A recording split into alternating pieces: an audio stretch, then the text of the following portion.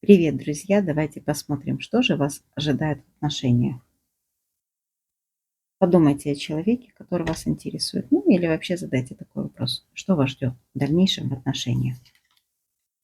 Перемена, трансформация какая-то, глобальные перемены, скорее всего, что так, как было раньше, уже не будет.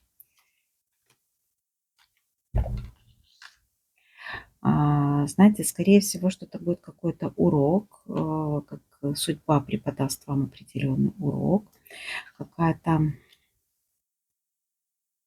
может быть, даже какое-то испытание будет, с которым вы справитесь. Будет нелегко, но тем не менее вы это испытание пройдете, у вас все получится. Вы сможете взять ситуацию под свой контроль и выйти победителем из сложившейся ситуации.